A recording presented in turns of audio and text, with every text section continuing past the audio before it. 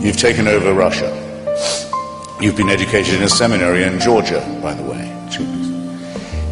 Up till 1917, for hundreds of years, hundreds of millions of Russians have been told that the head of the state is a god. That the Tsar is above power, ordinary secular power that he said. He's the head of the Russian Orthodox Church as well as the... You shouldn't be in the dictatorship business if you can't take advantage of a deep well of credulity and servility like that. It's your golden opportunity. What does he do? Heresy trials. Heresy trials, witch hunts, miraculous discoveries such as Lysenko's biology, the worship of the leader from whom all blessings flow. As I described North Korea, the most religious state I've ever seen. Mutatis mutandis, this would apply also to Mao's China, with the same background of superstition and servility. Now, for there to be a fair test about this, you'd have to do the following. And no one I've ever debated with has even tried it. So you be the first. You find me a state or a society that threw off theocracy and threw off religion and said we adopt the teachings of Lucretius and Democritus and Galileo and Spinoza and Darwin and Russell and Jefferson and Thomas Paine. And we make those what we teach our children. We make that scientific and rational humanism our teaching. And you find me that state that did that and fell into tyranny and slavery and famine and torture, and then we'll be on a level playing field.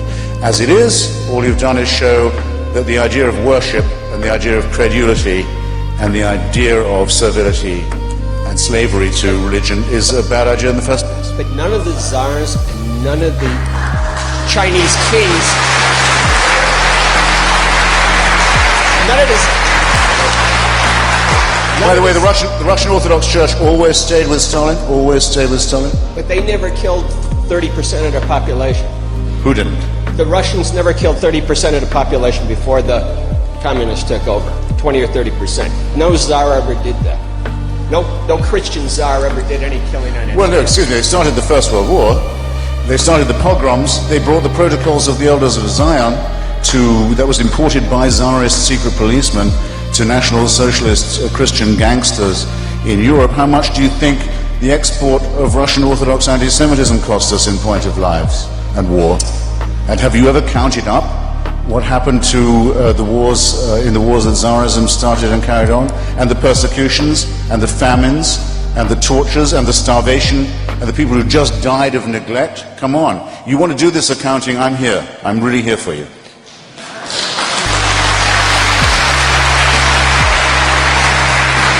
Or what the Serbian Orthodox and the Russian Orthodox have just done in the Balkans. The most recent genocide we've seen in Europe, entirely done by a Russian and Serbian Orthodox fascists and Catholic Croatian Ustasha, grinding a whole part of civilized Europe into nothingness and bloodshed for their filthy, stupid medieval quarrels. How dare you say that any secularist, we who've opposed this kind of barbaric stuff, are on all fours with these creeps? You should take it back. You owe me an apology.